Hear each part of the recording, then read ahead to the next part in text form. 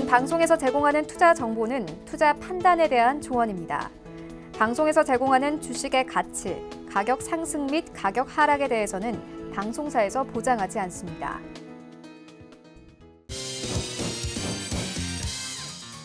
네, 오늘의 주요 헤드라인 소식입니다. 현재 시간으로 11일 상원은행위원회에 출석한 파월 연준 의장이 거듭 기준금리 인하를 시사했습니다. 파월 의장은 무역 불확실성이 경제 전망에 부담을 주고 있다고 설명하면서 통화 정책에 대해 중립금리가 우리가 생각했던 것보다 낮은 것 같다고 전했습니다. 시장에서는 파월 의장의 발언에 대해 글로벌 경기 불확실성에 대응하기 위해 금리 인하를 검토할 수 있다는 기존 기조를 재확인한 것으로 풀이하고 있습니다. 오늘 있었던 최저임금위원회에서 2020년 최저임금을 8,590원으로 의결했습니다. 최저임금은 최근 2년 연속 두 자릿수 인상률을 기록했으나 내년엔 역대 세 번째로 낮은 인상률로 내려앉게 되었습니다. 박준식 최저임금위원장은 낮은 최저임금 상승률에 대해 최근 어려운 경제, 사회적 여건에 대해 좀 더 유연한 대응이 필요하다고 밝혔습니다.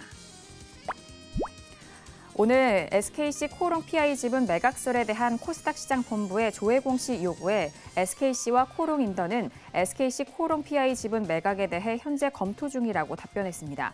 관련 업계에서는 양사 모두 지분을 매각할 경우 규모가 7천억 원을 넘을 것으로 예상하고 있는 가운데 양사는 모두 공시된 이외에 매각 대상, 매각 이유 등 확인된 내용은 없다고 신중한 입장을 보이고 있습니다.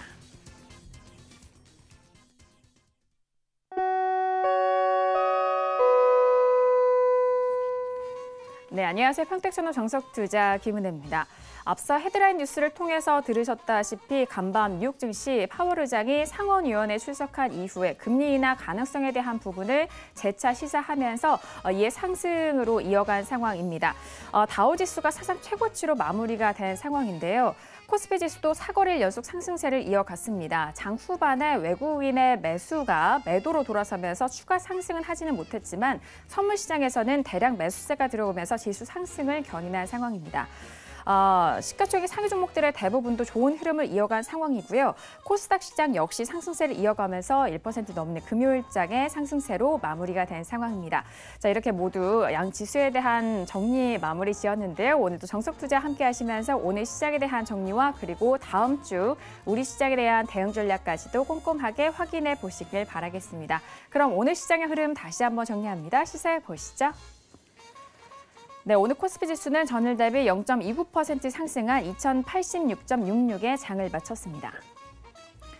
수급상 확인하시죠. 개인 홀로 순매수, 반면 기관과 외국인의 동반 순매도 이어갑니다.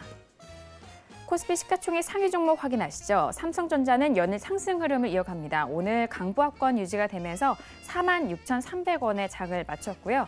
SK하이닉스는 하락세로 이어가면서 1% 넘는 조정세로 74,700원에 오늘장 마무리가 됐습니다. 계속해서 코스피 시가총액 상위 종목 확인하시죠. 셀트리온도 1% 넘는 조정으로 188,500원에 장을 마쳤고요. 포스코도 오늘 보합권 흐름 속에서 23만 7천원에 오늘장 마무리가 됐습니다. 오늘 코스닥 지수는 전일 대비 0.60% 상승한 681.17에 장을 마쳤습니다.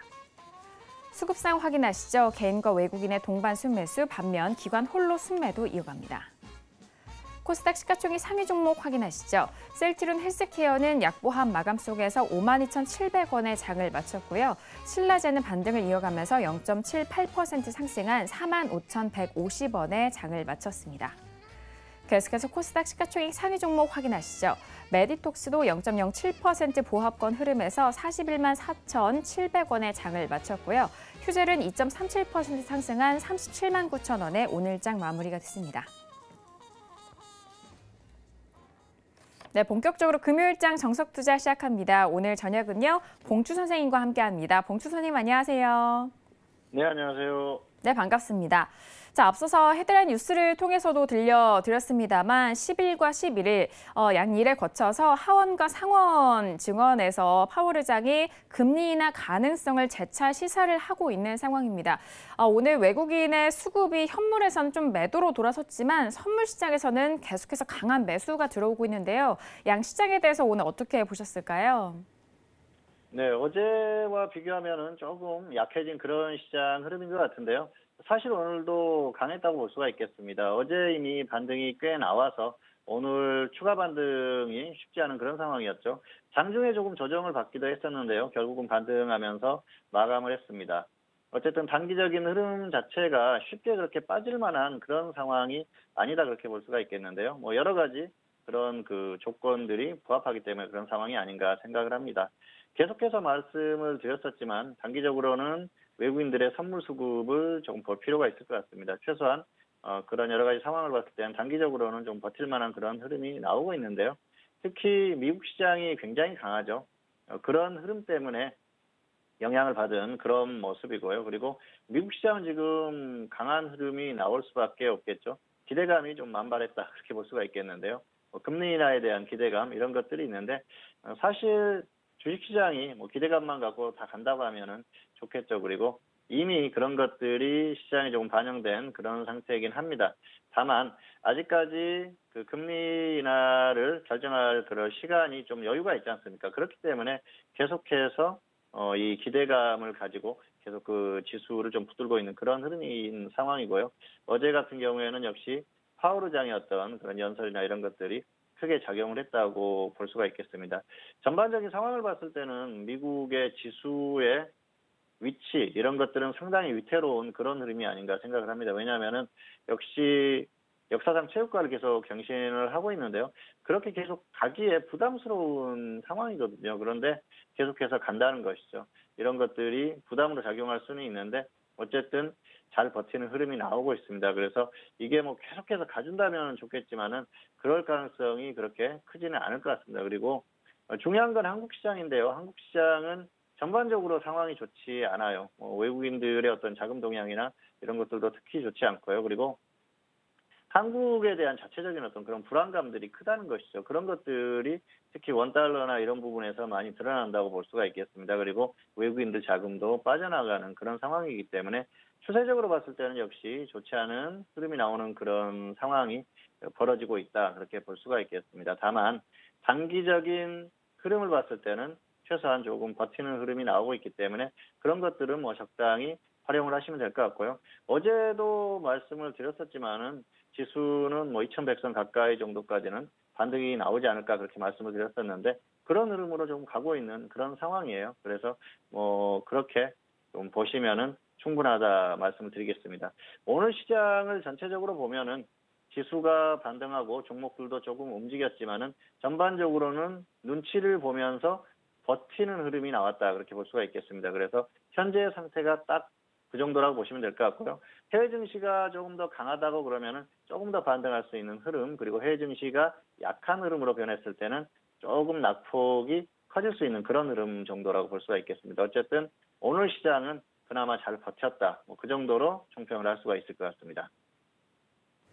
네, 오늘 금요일장이었습니다. 양 지수에 대한 부분은 강보합권에서 좀 상승으로 유지가 된 상황입니다. 앞서서 전일장이죠. 전망에 대해서 말씀해 주셨을 때 앞으로 우리 시장에 대한 흐름은 좀 버티는 흐름이 이어질 것이다라는 그런 전망을 해 주셨습니다. 눈치를 보면서 좀 버티는 흐름이 앞으로도 예상이 된다라는 그런 평 안에서 오늘 시장에 대해서 다시 한번 정리를 해봤습니다. 자, 오늘 이렇게 금요일 저녁은 봉추 선생님과 함께 1시간 동안 이어가 볼 텐데요. 첫 번째 코너로 바로 들어가 볼게요. 오늘의 첫 번째 코너는 종목 핫5 시간입니다. 이번 한 주간에 가장 관심을 받았던 5종목에 대해서 구체적인 분석 다시 한번 도와드리는 시간인데요. 그렇다면 이번 한 주는 어떤 종목들이 올라왔을까요? 종목 핫5 5종목들 화면 통해서 확인하시죠. 네, 먼저 첫 번째 종목입니다. 삼성전자가 올라왔고요. 두 번째 종목은 셀트리온입니다. 그리고 세 번째 종목은 모나미가 올라왔고요. 네 번째 종목은 신라젠입니다. 그리고 마지막 다섯 번째 종목은 동진 세미캠이 올라왔습니다. 네, 이번 한 주도 5종목이 가장 관심을 많이 받은 상황인 것 같습니다. 여느 다른 주와는 좀 다르게 눈에 익은 종목들이 많이 올라온 상황인데요. 자, 봉추 선생님 5종목에 대해서 총평 먼저 들어볼까요? 네, 삼성전자는 단골 손님이죠. 그리고 셀트리온도 그런데요. 삼성전자나 동진세미캠, 모나미 이런 종목들은 시장에서 관심을 많이 받았었던 종목이에요. 특히 또 최근에 가장 핫한 이슈와 연결돼 있으니까 당연히 올라올 수 있는 그런 상황이었었고요. 그리고 바이오가 2개 올라왔는데요. 바이오도 최근에 부침이 심하죠. 그런 면에서 역시 살펴볼 만한 그런 가치가 있다 그렇게 볼 수가 있겠습니다. 어쨌든 시장에서 가장 핫한 종목들이 관심을 받는 종목들이 올라왔다고 볼 수가 있겠고요. 잠시 후에 자세한 내용과 함께 전략에 대해서 말씀을 드리도록 하겠습니다. 네, 먼저 코스피에 속한 3가지 종목부터 알아보도록 하겠습니다. 삼성전자와 셀트리온 그리고 모나미까지 올라왔는데요. 앞서서 말씀해 주셨다시피 삼성전자와 셀트리온은 정말 단골 종목입니다. 하지만 이번 한 주는 어떤 이슈와 이유 때문에 올라왔는지도 궁금해하실 것 같은데요. 자, 먼저 봉추 선생님 코스피에 속한 3가지 종목부터 분석 도와주실까요? 네, 먼저 삼성전자입니다. 삼성전자 같은 경우에는 일본의 반도체 소재 수출 규제 관련 소식으로 이번에 이슈가 나왔는데요. 보유자는 매도 후에 관망하시기 바라고요. 미보유자는 관망하시기 바라겠습니다. 자, 일단 단기 반등이 충분히 나왔어요. 이 정도면은 반등이 꽤 나왔죠. 그리고 저점에서부터 보면은 상당히 반등이 크게 나왔습니다. 그러다 보니까 충분히 반등이 나왔다고 볼 수가 있겠고요.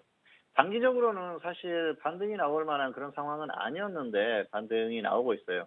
최근에 나온 이슈가 호재는 아니지 않습니까? 기업의 흐름에 부정적인 영향을 미칠 수 있는 그런 이슈였는데 결국은 주가가 반등을 했다는 것이죠. 뭐 주식시장이 이렇습니다. 원래 가지 않을 만한 뉴스인데도 호재로 둔갑시키기도 하고요. 그리고 호재성 뉴스가 악재가 되기도 하고 그렇습니다. 그래서 주가의 흐름은 참 예측하기가 힘들다 그렇게 볼 수가 있겠는데요.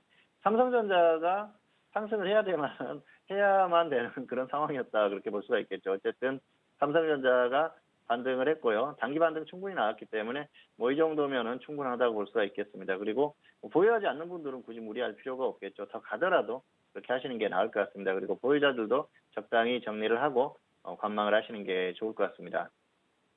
삼성전자는 그동안의 이슈가 굉장히 많았었죠. 그래서 주가의 움직임들이 굉장히 크게 나왔었는데 가장 최근에 나온 이슈는 역시 반도체 소재 수출 규제 관련 이슈죠. 일본 쪽에서 반도체 소재에 대한 수출을 규제를 했지 않습니까? 규제라고 하는데 사실상 금지죠. 특히 한국 쪽에 이제 수출을 금지시키는 그런 상황입니다.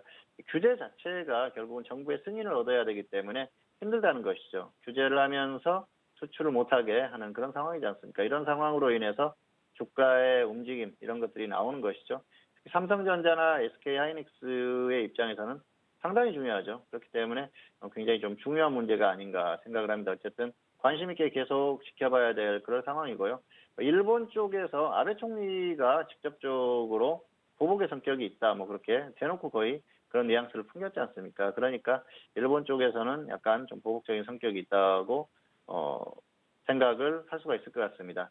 자, 한간에서는 위안부 판결에 대한 보복 조치다 그렇게 얘기를 하는데요. 물론 맞는 얘기입니다. 위안부 판결로 인해서 일본 기업들, 전범 기업들의 보상 이런 문제들이 불거졌지 않습니까? 그리고 뭐 여러 가지 또 그 이후에도 상황이 발생을 했고요. 그렇기 때문에 그런 부분이 분명히 들어가 있어요. 그런데 경제적인 부분도 크다고 생각을 합니다. 왜냐하면은 반도체 자체가 한국의 산업에서 차지하는 비중이 엄청나지 않습니까? 그리고 주식시장 측면에서도 그렇고요. 그리고 반도체 자체가 흔들리게 되면 결국은 한국의 경제의 어떤 기반이 흔들릴 수밖에 없기 때문에 그런 부분에서 상당히 중요한 것이죠. 한국의 어떤 아킬레스건을 정확하게 짚어서 공격을 하고 있는 게 현재 일본의 상태다 그렇게 보시면 될 것 같습니다. 어쨌든 그렇기 때문에 정치적인 부분도 부딪히는 부분이고요. 그리고 경제적으로도 아마 노림수가 있었지 않나 생각을 합니다. 자, 이런 상황에서 한국 같은 경우에는 특히 이제 정부에서 대응책을 많이 고심을 하는 것 같아요. 정부 일본에게 계속해서 어떤 정치적으로 풀려고 하는 그런 제스처를 보내고 있죠. 뭐 미국 쪽으로도 가고 정부 관계자들이 그리고 일본에 갔죠. 그래서 협의를 하려고 했는데 사실 일본 쪽에서 거의 뭐 협의가 안 된다는 식으로 또 얘기를 했어요. 그러다 보니까 상당히 어려운 부분이 아닌가 생각을 합니다. 어쨌든 상황 자체가 이래요. 그런데 정부에서는 일본 쪽에 또 강력한 대응을 시사를 하기도 했었고요. 그리고 여러 가지 뭐 그런 상황들이 발생을 하고 있습니다. 일본에서 지금 문제가 심각한 게 일본 쪽에서 안보 문제를 들고 나왔다는 거예요. 다시 한번 짚어드리면 폴리이미드, 이미디드 그리고 레지스트, 에칭가스 뭐 이런 것들 아니겠습니까? 그런데 불화수소죠. 에칭가스가 결국은 살인가스를 만들 수 있는 그런 소재다. 그런데 그런 것들이 북한으로 흘러들어가고 있다. 명확한 증거는 없이 과거에도 그랬었고 그럴 가능성이 있다. 그렇게 얘기를 하고 있지 않습니까? 그래서 한국 입장에서는 굉장히 억울한 상황이죠. 어쨌든 그런 부분에 대한 의심을 하고 있기 때문에 일본 쪽에서는 수출을 막을 수 있는 어떤 정당한 그런 권리를 행사하고 있다. 그런 입장인 것 같아요.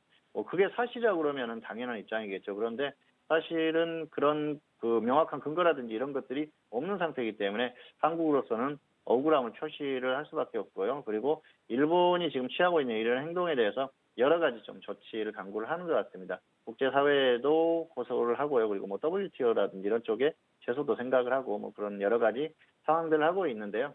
중요한 건 이 소재들이 반도체를 생산하는데 필수적이라는 거예요. 일본 쪽에서 지금 전 세계에서 생산량이 90%, 70% 이 정도를 차지하지 않습니까? 그러다 보니까 당장에 필요한다는 게 문제입니다. 특히 삼성전자나 하이닉스 측에서는 이걸 몇 년치를 가지고 있다. 그랬을 때는 상관이 없겠지만 그런 상황이 아닙니다. 그러다 보니까 이재용 부회장이 또 일본으로 날아가서 고군분투하는 그런 상황인데요.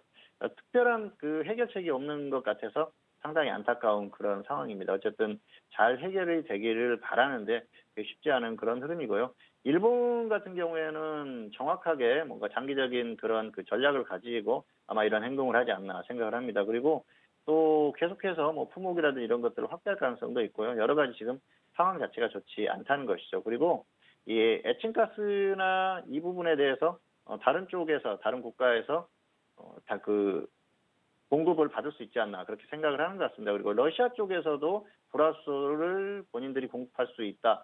그런 얘기도 했다고 하는데요. 사실 그게 쉽지 않은 상황입니다. 순도라든지 이런 것들이 차이가 나기 때문에 당장에 사용할 수 있는 그런 부분이 어렵다는 것이죠. 그리고 한국 자체적인 한국 기업들이 그런 소재를 개발하기에도 시간이 너무 오래 걸리고요. 그리고 기술력이 과연 거기까지 따라가 줄 것인가도 문제죠. 자금을 지원을 해서 그런 기술을 따라갈 수 있었다고 하면 삼성이나 이런 데서 얼마든지 자금을 지원해서 그런 것들을 벌써 해결했겠죠. 그런데 그런 게 안 되지 않습니까? 어쨌든 그런 부분들이 계속해서 이어질 가능성이 상당히 높기 때문에 지금 현재 상황이 쉽게 해소되기는 어렵다고 보는 게 맞을 것 같습니다. 자, 어쨌든 현재 이 문제가 해결되지 않으면은 당분간은 좀 좋지 않은 그런 상황이 계속 이어질 가능성이 상당히 높다고 보는 게 맞을 것 같습니다. 그렇기 때문에 이 삼성전자의 어떤 주가의 흐름 그리고 SK하이닉스의 주가의 흐름이 움직일 만한 이유가 없거든요. 그런데 최근에 나왔던 이슈가 뭡니까? 반도체 D램이라든지 낸드 플래시의 가격이 이런 상황으로 인해서 상승할 수 있다는 것이죠. 공급의 차질을 빚으면서 가격이 상승하기 때문에 이 기업들의 주가가 올라간다는 것이죠. 재밌는 그런 해석이죠. 가격이 올라가면 뭐 하겠습니까? 생산을 하지 못하는 상황이 온다고 하면 최악의 상황 아니겠습니까? 그런데 그런 것들을 이유로 만들어서 주가를 상승시키는 게 바로 주식시장입니다. 자, 주식시장의 어떤 생리다 그렇게 보시면 될 것 같고요. 어쨌든 단기적으로는 그런 이슈로 상승을 했는데요. 장기적으로 갈 만한 그런 흐름은 아니라는 것이죠. 어쨌든 길게 봤을 때는 주가도 어느 정도 한계에 온 상태이기 때문에 너무 무리하지는 말자 이 정도로 말씀을 드리겠습니다. 화면 잠깐 보시겠습니다. 삼성전자의 적정주가, 평택천넘 기술주가 적정주가는 79,500원입니다. 그래서 비교값이 0.58이에요. 저평가되어 있는 상황이죠. 차트를 보시면은 중기 하락 추세 그리고 단기는 상승입니다. 단기에 상승이 나왔는데요. 자, 저점에서부터 계속 상승해가지고 계속 버티고 있는데 고점을 뚫지는 못하는 흐름이에요. 기술적으로는 한계 왔다고 볼 수가 있겠고요. 단기적으로도 이 정도면은 충분히 반등이 나왔습니다. 크게 갈 만한 그런 이유가 없어요. 그러다 보니까 역시 다시 꺾일 가능성이 높기 때문에 조금 더 반등을 할 수는 있습니다. 그런데 계속 가기는 어렵다는 것이죠. 그런 면을 봤을 때는 역시 계속 홀딩하는 것보다는 정리한 후에 관망하시는 게 좋을 것 같고요. 미보유자들은 굳이 이미 이렇게 반등이 나왔는데 접근할 필요가 없다는 것이죠. 자, 그렇기 때문에 무리하게 접근할 필요는 없다는 말씀을 드리겠습니다. 네, 두 번째 종목은 셀트리온입니다.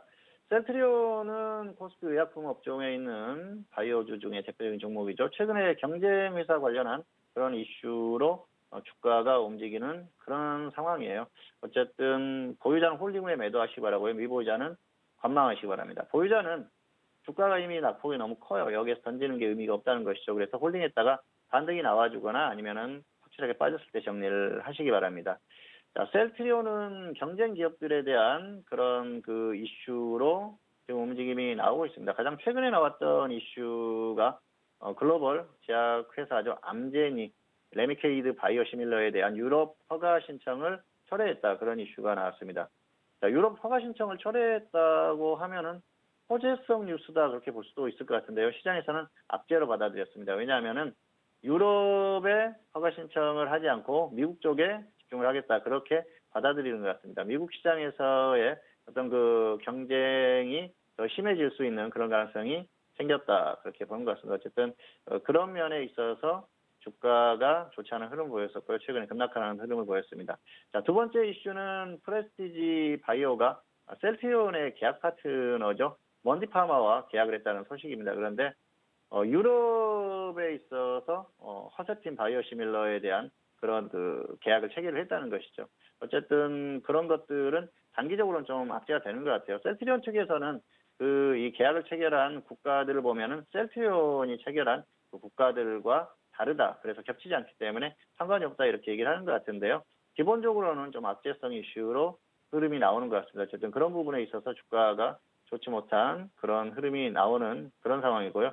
어쨌든 이런 부분들이 최근에 주가에 그대로 녹아들었다는 것이죠. 그렇기 때문에 흐름 자체가 그렇게 강한 흐름이 아니고요. 중요한 건 장기적으로 셀트리온의 매출의 어떤 추이 이런 것들이 과연 과거처럼 폭발할 것인가 그런 것들이 가장 중요하다고 볼 수가 있겠죠. 실적 부분을 보면은 매출이 계속해서 늘어나는 추세를 보실 수 있을 것 같아요. 그런데 영업이익이나 순이익 같은 경우에는 좋지 않습니다. 많이 줄어들었죠. 그런 것들은 뭐 투자라든지 이런 쪽에 많은 자금이 지출이 됐기 때문에 그렇다 그렇게 볼 수도 있을 것 같습니다. 다만 뭐 과거처럼 수익성이 그렇게 좋은 상태가 아니기 때문에 이런 상황이 벌어진다고 보시면 될 것 같습니다. 초창기에 바이오시밀러를 출시를 하고 그랬을 때보다 수익성이 떨어지는 상태거든요. 그러다 보니까 이런 상황이 나오고 있고요. 이런 것들이 쉽게 개선이 되기 어려운 그런 상황이 아닌가 생각을 합니다. 그러다 보면은 결국은 이 흐름 자체가 이어질 가능성이 크고요. 주가의 흐름도 좋은 상황이 아니죠. 그리고 단기적인 흐름을 봤을 때는 역시 계속해서 하락하는 추세예요. 또 최근에는 외국인들이 매수를 해주는데도 불구하고 크게 반등하지 못하는 그런 흐름입니다. 단기적으로 강하게 가기 어려운 그런 한계에 도달한 그런 모습을 보이고 있기 때문에 역시 좋지 않은 모습을 보이고 있고요. 이 셀트리온은 주가가 상승할 때 상승을 만들었던 이유가 하락할 때 오히려 독으로 돌아오고 있다는 말씀을 드렸는데요. 지금도 마찬가지입니다. 그렇기 때문에 이런 흐름 자체가 좀 이어지지 않을까 그렇게 생각을 합니다. 화면 잠깐 보시겠습니다. 셀트리온의 적정 주가는 39,000원입니다. 그래서 비교값이 6.1이에요. 굉장히 고평가되어 있죠. 여전히 고평가되어 있고요. 차트를 보시면은 중기 하락 추세, 단기도 하락 추세입니다. 그리고 길게 보면은 계속해서 빠지고 있어요. 그리고 여전히 고평가되어 있다는 것이죠. 추세적인 흐름이 계속 이어지고 있고요. 외국인들이 단기에 매수를 했지만은 그게 계속 이어질 상황은 아니라고 보고 있습니다. 결국은 다시 한번 계속해서 하락하고 저점을 이탈하는 흐름이 나올 가능성이 크고요.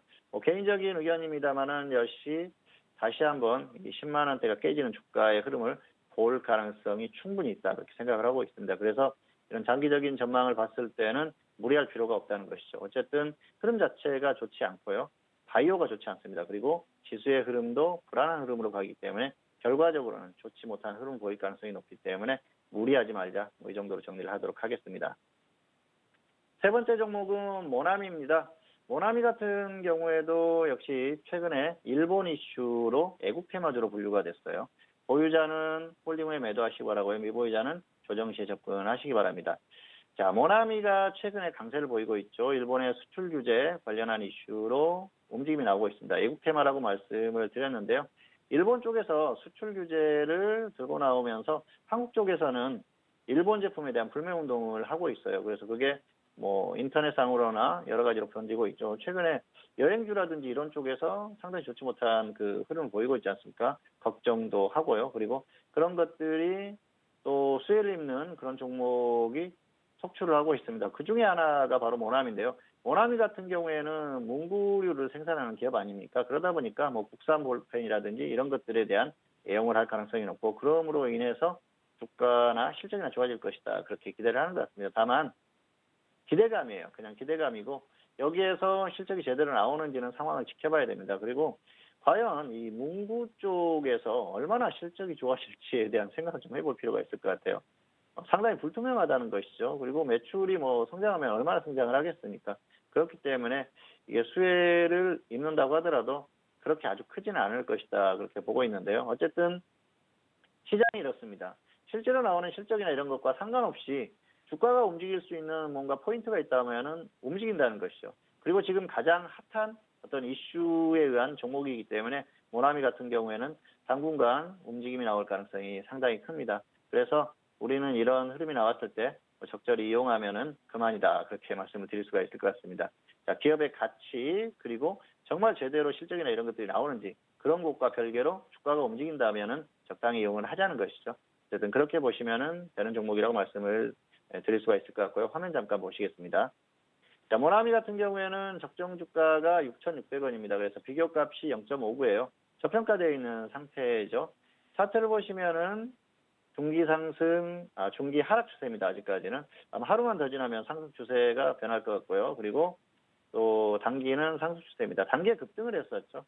이런 종목은 흐름이 살아있어요. 그리고 이슈도 살아있고 계속해서 갈 만한 이슈이기 때문에 계속해서 가면은 끌고 가서 위쪽에서 던지자는 것이죠. 그리고 하락하면은 적당히 매도한 후에 아래에서 다시 한번 접근하자는 것입니다. 그리고 없는 분들 같은 경우에는 제대로 조정을 받았을 때 접근을 하는 게 안전하다는 것이죠. 어쨌든 단기 급등하면서 가격에 대한 메리트는 없기 때문에 보유하지 않는 분들은 확실하게 조정을 받을 때까지 기다리시는 게 나을 것 같고요. 보유하신 분들은 홀딩하거나 매도 후에 그리고 확실하게 조정을 받았을 때 다시 한번 접근하시면 충분하다. 이 정도로 설명을 마치도록 하겠습니다. 네, 먼저 코스피에 속한 세 가지의 종목에 대해서 다시 한번 알아봤습니다. 먼저 첫 번째 종목은요, 삼성전자였습니다. 이번 한 주간에 정말 삼성전자에 대한 이슈와 그리고 흐름에 대해서 많은 분들이 주목을 하셨을 것 같은데요. 오늘은 강보합에서 마무리가 되면서 46,300원의 장을 마쳤습니다. 역시나 일본의 메모리 반도체 소재 수출 규제 관련 소식에 의해서 계속적으로 매일같이 뉴스가 나온 상황인데요. 보유자는 현재 구간에서 매도 이후의 관망, 그리고 미보유자도 역시나 관망에 대한 의견을 주셨습니다. 자, 그리고 두 번째 종목은 셀트리온이었습니다. 이번 한 주간에도 제약바이오 관련돼서는 악재성 소식도 있고 저가 매수도 들어왔었던 상황인데요. 오늘 셀트리온은 마이너스 1.57% 하락한 18만 8,500원의 장을 마친 상황입니다. 미국 경쟁회사 관련 이슈도 불거지고 있는 상황인데 보유자는 홀딩한 이후에 매도 그리고 미보유자에 대해서는 관망에 대한 포지션 정리해드렸습니다. 자, 그리고 세 번째 종목이죠. 모나미에 대한 부분은요. 오늘 모나미는 보합에서 마무리가 되면서 3,920원의 장을 마감한 상황입니다. 역시나 일본 이슈로 애국주 테마로 좀 분류가 되면서 일본의 수출 규제 이후에 모나미도 계속적으로 좀 탄력을 받았었던 상황입니다. 보유자는 조금 더 홀딩한 이후에 매도 그리고 미보유자에 대해서는 가격대가 조정 시 접근 가능하다라는 전략까지 짜주셨으니까요. 세 가지 종목에 대해서 다시 한번 참고해 주시길 바라겠습니다. 자, 그렇다면 코스닥에 속한 두 가지 종목도 알아볼 텐데요. 신라젠과 그리고 동진세미캠이 올라왔습니다. 이 두 종목도 참 많이 올라오는 종목이기도 하고요. 특히나 신라젠 같은 경우에는 전일장 업종의 이해 시간을 통해서도 다시 한번 좀 알아봤었던 종목인데요. 자, 봉추 선생님 두 가지 종목에 대해서도 다시 한번 분석 도와주실까요? 네, 먼저 신라젠입니다. 신라젠은 최근에 임원의 대량 주식 매도 소식이 있었고요. 그리고 팩사백 임상에 대한 소식이 있었습니다. 보유자는 홀딩 후에 매도하시기 바라고요. 미보유자는 관망하시기 바랍니다. 흐름이 너무 안 좋아요. 신라젠은 최근에 흐름이 굉장히 약합니다. 그렇기 때문에 굳이 여기에서 무리해서 접근할 필요는 없을 것 같고요. 보유하신 분 같은 경우에는 이미 주가가 너무 크게 빠졌기 때문에 던지는 게 의미가 없어요. 그래서 조금 더 홀딩 하셨다가 반등이 나오면 정리하거나 아니면 확실하게 꺾였을 때 정리를 하시는 게 좋을 것 같습니다. 가장 최근에 나온 이슈가 임원의 주식 매각 소식인데요. 전무이사가 16만 7,777주 이렇게 딱 맞춰서 장내에서 매도를 했다는 그런 소식입니다. 자, 이 임원이 주식을 매각하는 게 큰 문제가 될까 그렇게 생각하실 수도 있을 것 같은데요. 사실 임원들이 주식을 매각하는 게 시기적으로 조금 차이가 있어요.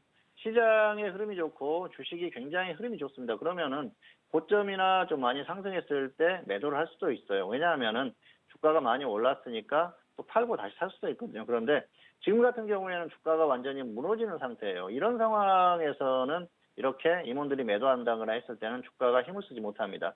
흐름이 좋았을 때는 잠깐 빠지더라도 다시 반등할 수 있는데 지금 같은 경우에는 악재가 겹친 것이죠. 악재라고 볼 수가 있겠고요. 어쨌든 좋지 못한 이슈다 그렇게 볼 수가 있을 것 같습니다. 자, 그리고 두 번째 이슈는 임상 시험에 대한 그 이슈인데요. 팩사백에 대한 그런 이슈입니다. 그래서 최근에 면역 관문 억제제 임핀지와 병용 투여를 했을 때 효과를 봤다 그렇게 이슈가 결과가 나왔어요. 그래서 이 신라젠 측에서는 굉장히 좋은 그런 소식이다 이렇게 얘기를 했습니다.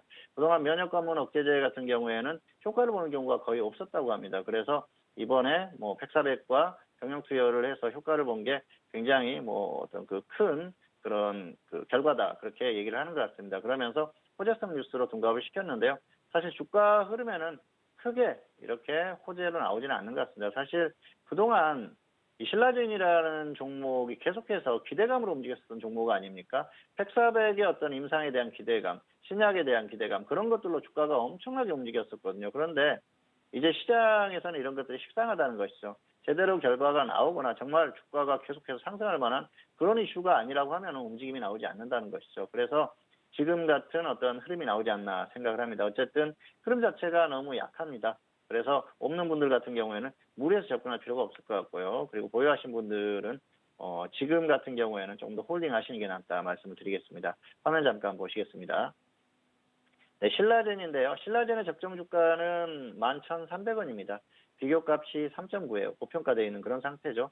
이렇게 많이 빠졌는데도 여전히 고평가되어 있다는 것이죠. 상당히 좀 안타까운 흐름이 아닌가 생각을 하고요. 차트 보시면은 중기 하락 추세 유지하고 있죠. 그리고 단기도 하락이에요. 잠깐 반등했다가 뉴스로 반등했다가 그냥 계속 하락하는 흐름입니다. 그리고 흐름이 완전히 무너졌어요. 사실 뭐 지금 직전의 저점하고 거의 비슷한 흐름입니다만 결국은 다시 이탈하지 않습니까? 그리고 지수가 단기 반등했는데도 힘을 전혀 못 쓰고 있어요. 물론 코스닥이기 때문에 좀 다르긴 합니다만은 어쨌든 종목의 흐름도 고점 이후에 완전히 꺾이는 흐름입니다. 2017년이 고점이지 않습니까? 그래서 흐름은 거의 끝났다 그렇게 보시면 될 것 같고요. 여전히 고평가되어 있고요. 지수도 좋지 않고 흘러내린다는 것이죠. 어쨌든 이런 상황에서 주가를 확실하게 상승시킬 만한 그런 요인이 없기 때문에 이런 흐름에 대한 이해를 하실 필요가 있을 것 같아요. 다만 보유자는 낙폭이 워낙 크기 때문에 반등이 나와줬을 때 어느 정도 반등이 나와줬을 때 위에서 매도하시거나 아니면 확실하게 꺾였을 때 정리를 하시는 게 좋을 것 같습니다. 네, 두 번째 종목은 동진세미캠입니다. 동진세미캠도 일본의 추가 규제 관련한 종목이죠. 보유자는 홀딩 후에 매도하시기 바라고요. 미보유자는 조정 시에 접근하시기 바랍니다. 자, 동진세미캠의 최근의 흐름이 굉장히 강하죠. 역시 그래서 보유하신 분들은 흐름이 강할 때는 좀 더 끌고 갈 필요가 있어요. 뭐 주가가 이미 높기 때문에 부담스러운 면은 있습니다만은 일본의 어떤 규제라든지 이런 것들이 쉽게 꺾일 가능성이 풀릴 가능성이 떨어지기 때문에 조금 더 홀딩을 해보자는 것이죠. 다만 미보유자들은 확실하게 조정을 받았을 때 접근을 하시는 게 맞을 것 같습니다. 자, 최근에 역시 이 종목도 흐름이 굉장히 강하죠. 일본 규제 관련 수혜주예요. 반도체 관련주들이 흐름이 나오고 있는데요. 반도체 소재를 생산하는 기업들이 흐름이 나오고 있습니다. 동진세미캠은 포토레지스트를 생산하는 그런 기업인데요. 그러다 보니까 역시 그런 부분에 대한 기대감이 있는 것이죠. 이 소재 기업들이 흐름이 계속해서 나올 가능성이 크고요. 그리고 정부에서도 반도체 쪽에 집중 투자를 하겠다는 그런 얘기를 하면서 주가의 상승을 부추기는 그런 흐름입니다. 그래서 당분간 이런 흐름이 나올 가능성이 크고요. 역시 일본의 어떤 규제라든지 이런 것들이 쉽게 풀리지 않을 가능성이 높기 때문에 당분간 움직임이 나올 가능성이 크다는 것이죠. 그런 부분들을 조금 이해하시고 접근하시면 될 것 같고요. 보유하신 분들은 이미 주가가 강하게 상승을 했지만은 흐름을 보고 정리하시면 될 것 같아요. 최근에 주가의 어떤 흐름을 보면은 강하게 가는 종목들은 계속 가는 경우가 있거든요. 그래서 쉽게 던지지 말자는 것이죠. 꺾이는 흐름이 나왔을 때 정리해도 늦지 않다는 것입니다. 그렇게 하시는 게 맞을 것 같고요. 미보유자는 확실한 조정을 받았을 때 접근하시는 게 안전한 매매다 이렇게 말씀을 드리겠습니다. 화면 잠깐 보시겠습니다. 동진세미캠의 적정 주가는 17,700원입니다. 그래서 비교값이 0.73이에요. 저평가되어 있는 상태고요. 차트 보시면 중기 상승 유지하고 있고요. 단기도 상승 추세입니다. 흐름이 굉장히 강해요. 단기에 강하게 반등을 했는데요. 이게 쉽게 꺾이지 않고 버티는 흐름이 나오지 않습니까? 그래서 가면은 상황에 따라서 정리를 하자는 것이죠. 일본 쪽과 정말 분위기가 더 안 좋아진다 그랬을 때는 이 종목들이 더 강하게 가겠죠. 그랬을 때는 더 끌고 가보자는 거고요. 그렇지 않고 좀 반등이 나왔을 때는 위에서 정리하고 조정받았을 때 다시 보자는 것이죠. 그리고 없는 분들은 무리하게 접근하지 마시고 확실하게 조정을 받았을 때 뭐 단기든 중기든 다시 한번 그렇게 접근하시는 게 맞을 것 같습니다. 어쨌든 무리하지 마시기 바라고요. 확실하게 조정을 봤을 때 접근하고 또 안전하게 그렇게 접근하는 게 주식시장에서 성공하는 그런 길이기 때문에 무리하지 말자는 말씀을 드리면서 동진세미캡까지 설명을 마치도록 하겠습니다. 네, 코스닥에 속한 두 가지 종목도 알아봤습니다. 먼저 신라진에 대한 분석이었는데요. 신라진은 오늘 강보한 마감 속에서 0.78% 상승한 45,150원에 마무리가 된 상황입니다. 이번에 대량 주식 매도와 함께 팩사백 임상 결과 등 이런 다양한 이슈가 이번 한 주간에 계속해서 있었는데요. 보유자는 조금 더 홀딩한 이후에 매도에 대한 의견, 그리고 미보유자에 대해서는 관망에 대한 의견이었습니다. 자, 그리고 마지막 다섯 번째 종목인 동진세미캠은요, 오늘 4% 넘게 상승으로 13,550원에 마무리가 됐습니다. 역시나 일본 추가 규제 관련 테마주로 최근에 묶여있는 상황인데 보유자는 조금 더 홀딩한 이후에 매도, 그리고 미보유자는 가격대 조정 시 접근 가능하다라는 의견을 주신 만큼 이들 종목에 대해서도 다시 한번 참고하시고 대응해 주시길 바라겠습니다. 자, 이렇게 첫 번째 종목 핫5 시간 만나보셨고요. 지금 시각은 10시 34분 지나가고 있습니다. 오늘 금요일장에 뉴욕 증시가 개장이 됐는데요. 전일장에는 나스닥 홀로 하락으로 마무리가 됐고 다우지수와 S&P 500은 상승으로 마무리가 된 상황이었습니다. 오늘 금요일장도 3대 지수 모두 상승 출발이 된 상황인데요. 하원에 이어서 어제 상원 증언에서도 파월 의장이 금리 인하에 대한 재차 가능성을 시사하면서 시장, 특히나 다우지수 같은 경우는 사상 최고치를 기록한 상황입니다. 자, 오늘도 다우지수가 일단 상승 출발을 하면서 계속해서 사상 최고치를 경신하고 있는 상황인데요. 이 파월 의장의 발언, 이 효과로 인해서 시장이 계속해서 상승 흐름 이어가고 있다는 점 다시 한번 개장 소식도 참고해 주시길 바라겠습니다. 자, 이어서 선생님 질문 있어요 시간으로 넘어가 보도록 하겠습니다. 오늘도 다양한 질문들 많이 접수해 주셨고요. 첫 번째 질문부터 확인해 봅니다. 자, 오늘의 첫 번째 질문은 끝자리 6627님의 질문 확인할게요. 농우바이오를 12,670원에 비중은 30% 질문 주셨습니다. 자, 오늘장의 농우바이오 종가는요, 오늘 보합에서 마무리가 됐네요. 11,450원에 마감이 되면서 손실 구간입니다. 봉추 선생님은 농우바이오 어떻게 진단해 주실까요? 네, 학점은 F고요. 본전 매도하시거나 손절을 마이너스 15% 대응하시기 바라겠습니다. 매수가가 좋지 않은데요. 화면 보시겠습니다. 12,670원에 매수하셨어요. 여기에서 매수를 하신 거죠. 자, 이 정도 되겠네요. 그런데 매수 시기를 보면은 여기에서 매수하신 거예요. 2월 28일이지 않습니까? 이날 미국과 북한의 정상회담이 있었죠. 그리고 결과가 좋지 않으면서 급락했는데 그때 따라잡은 거예요. 뭐 잡을 수도 있다고 볼 수는 있습니다. 그런데 사실상 잡으면 안 되는 상황이었고요. 그리고 기준도 없어요. 15% 넘게 하락할 때에도 홀딩을 하셨어요. 그런 것들이 좋지 않은 그런 대응이 아닌가 생각을 합니다. 매수가나 매수 시기도 좋지 않았고요. 그리고 대응 자체도 좋지 않았다는 것이죠. 대북 테마예요. 결국은 이게 대북 테마주로서 움직이는 종목이기 때문에 뭔가 이슈가 있어야 됩니다. 그런데 최근에 또 미국과 북한이 만나는 흐름을 보이면서 주가가 반등할 수 있는 계기가 있었는데도 크게 반등이 없었어요. 별로 흐름이 없다는 것이죠. 그동안 대북 테마주들 같은 경우에는 어떤 이슈가 있을 때 엄청나게 강하게 움직였지 않습니까? 그런데 최근에는 그런 흐름 정도는 아닙니다. 종목별로 움직이는 또 폭도 다르고 그러기 때문에 이렇게 움직임이 적은 종목들은 무리할 필요가 없어요. 그래서 뭔가 이슈가 나와주면서 강하게 상승한다면 좀 끌고 가볼 수 있겠지만 그렇지 않고 서서히 반등을 해서 본전까지 온다면 정리를 하는 게 좋을 것 같습니다. 그리고 매수가 자체가 지금 현재 좋지 않은 상태이기 때문에 본전 매도 후에 다시 한번 매수를 하는 게 정상적이고요. 그리고 계속 하락하고 저점을 이탈하는 흐름이 나오면 그때는 일단 손절을 하자는 것이죠. 시장 상황이 어떻게 변할지 모릅니다. 그리고 또 미국과 북한의 이런 흐름들이 어떻게 변할지 모르기 때문에 계속해서 홀딩하는 것보다는 기준을 가지고 대응하시기 바라겠습니다. 어쨌든 본전 매도나 손절 마이너스 15% 이렇게 대응하시기를 바라겠습니다. 네, 농우바이오에 대해서 진단해드렸습니다. 먼저 학점은 F학점으로 확인이 됐는데요. 대북 테마주로 묶여서 움직이고 있는 최근의 종목 흐름 설명해드렸습니다. 반등 시에는 본전 매도 그리고 손절에 대해서는 마이너스 15% 대응 전략 말씀해드렸으니까요. 가격대 잘 확인해 주시길 바라겠습니다. 자, 이어서 다음 질문도 이어가 볼게요. 끝자리 8219님의 질문이고요. 한진을 43,600원에 비중은 40% 질문이셨습니다. 오늘장 한지는요, 2.56% 상승하면서 34,100원에 마무리가 됐습니다. 매수가를 보니까 매수가 대비해서 손실이 꽤 크신데 봉추 선생님은 어떻게 보실까요? 네, 학점은 D고요. 마이너스 10%나 마이너스 30% 먼저 오는 쪽에서 정리하시기 바라겠습니다. 특별히 갈만한 그런 이유가 없는 종목이에요. 한진그룹 자체가 특별히 움직일 만한 이슈가 없지 않습니까? 그동안 경영권 분쟁 이슈로 움직였었는데요. 경영권 분쟁 이슈도 조금 이제 소강 상태에 접어들었어요. 그러다 보니까 특별히 단기에 강하게 갈 만한 그런 상황은 아니라고 보고요. 어쨌든 매수가도 좋지 않고 대응도 좋지 않습니다. 그래서 기준을 정해드릴 테니까 그대로 하시기를 바라겠습니다. 시장 상황이 좋지 않은 흐름이죠. 뭔가 이슈가 없다 그러면은 지수가 꺾이면 더 크게 갈 상황이에요. 그래서 하락했을 때 무작정 홀딩하는 것보다는 일단 기준대로 대응하시는 게 맞을 것 같고요. 반등했을 때도 적당히 정리를 하는 게 맞습니다. 차트 보시겠습니다. 43,600원에 매수하셨는데요. 여기에서 매수하셨죠. 매수 자체가 조금 좋지 않아요. 지금 보면은 최근에 이런 그 흐름들, 자, 충분히 매수할 만한 그런 상황들이 있었지 않습니까? 근데 결국은 여기 위에서 한 거예요. 매수가 좋지 않다는 것이죠. 그리고 꺾였을 때 기준도 없이 대응 자체도 좋지 않다는 것입니다. 어쨌든 지금 20%가 넘게 하락한 그런 상황인데요. 여기에서 다시 빠지면은 정리하세요. 흐름 자체가 지금 꺾이고 있어요. 보면은 고점 이후에 계속 꺾이지 않습니까? 그동안 반등이 나왔던 게 전부 경영권 이슈라든지 이런 것들로 움직임이 좀 있었는데 이제는 그런 것들이 좀 다시 한번 굵어지기 어려운 흐름이기 때문에 강한 흐름 자체는 어렵다는 것이죠.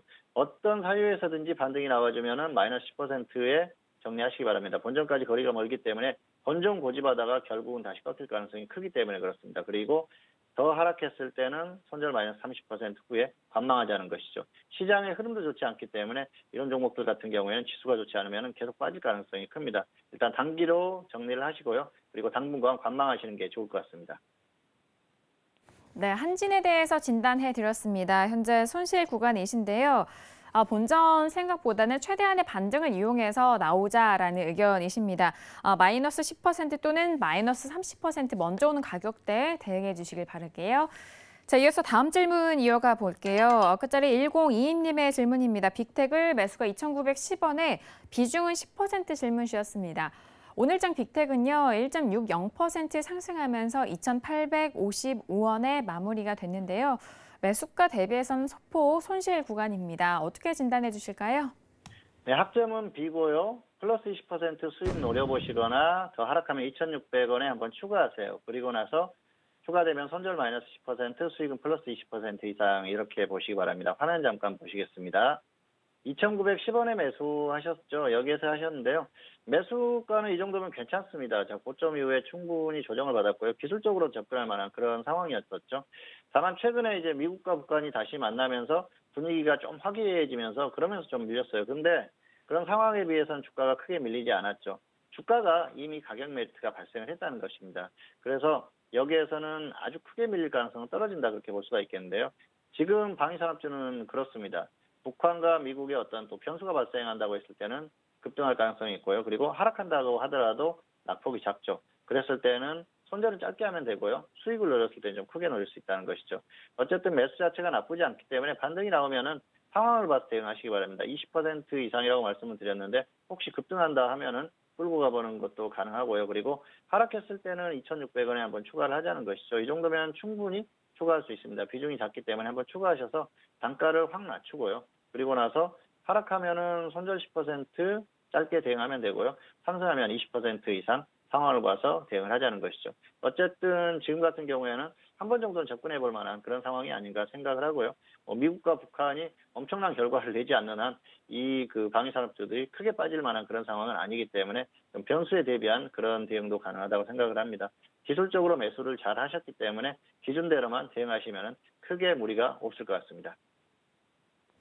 네, 빅텍에 대해서 진단해 드렸습니다. 학점은 B학점으로 확인이 됐고요.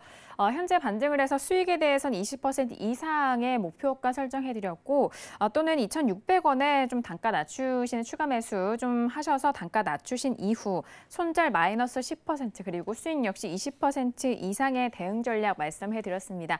자, 이 부분에 있어서 가격적인 전략 전반적인 시황에 맞춰서 잘 현명하게 대응해 주시길 바라겠습니다. 자, 이어서 다음 질문을 마지막 질문으로 이어가야 될 것 같습니다. 끝자리 8156님의 질문이고요. 베뉴질은 2,150원에 비중은 8% 질문시였습니다. 오늘 장의 베뉴지는요 0.22% 상승하면서 2,245원에 마무리가 됐습니다. 지금 수익 구간이신데요. 진단 어떻게 도와주실까요? 네, 학점은 C고요. 손절 마이너스 5%, 수익 플러스 15% 이렇게 보시기 바라겠습니다. 단기로 보시는 게 맞을 것 같고요. 매수가 자체가 그렇게 좋은 매수가는 아니에요. 다만 이 종목의 흐름이 굉장히 강합니다. 그런데 이 종목을 보면은 이게 과거에는 그랜드 백화점이었어요. 그런데 역시 그 특별히 갈 만한 사유가 없다는 것이죠. 그럼에도 불구하고 움직임이 나옵니다.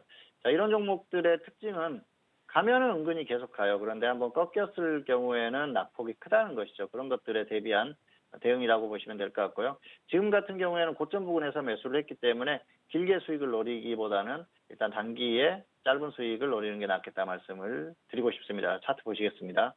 2,150원에 매수하셨는데요. 여기에서 매수하셨어요. 그래서 매수가는 약간 애매하죠. 가격적으로도 애매하고요.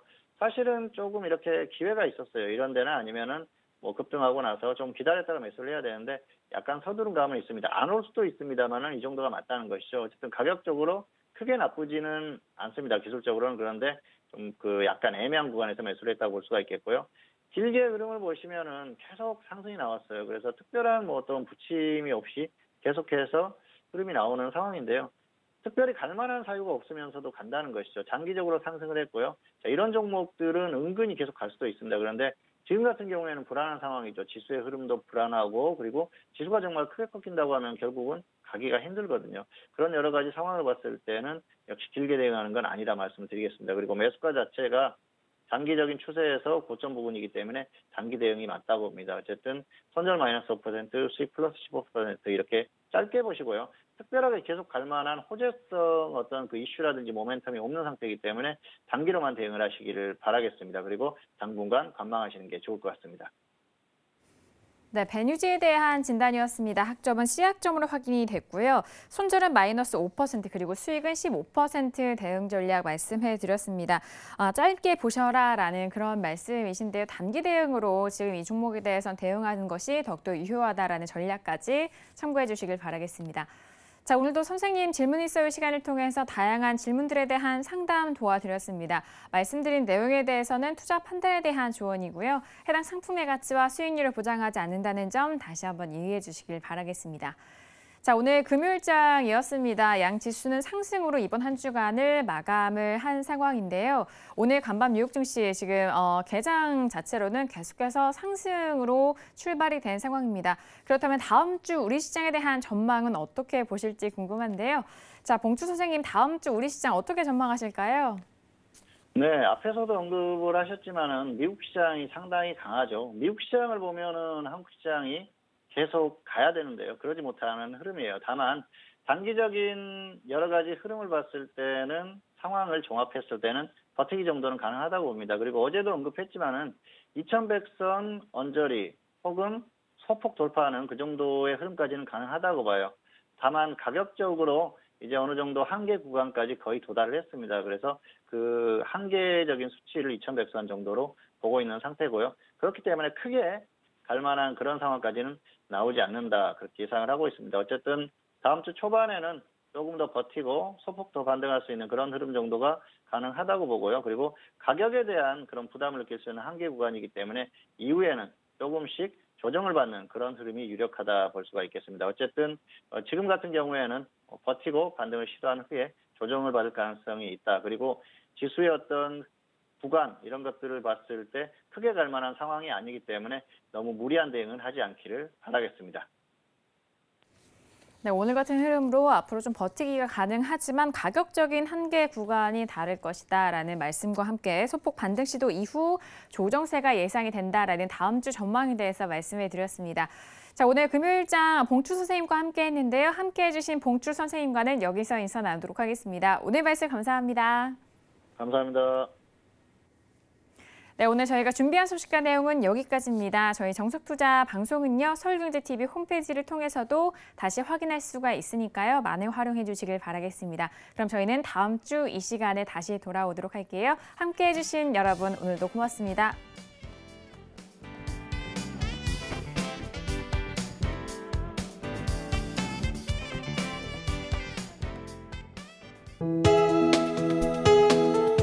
이번 방송에서 제공하는 투자 정보는 투자 판단에 대한 조언입니다. 방송에서 제공하는 주식의 가치, 가격 상승 및 가격 하락에 대해서는 방송사에서 보장하지 않습니다.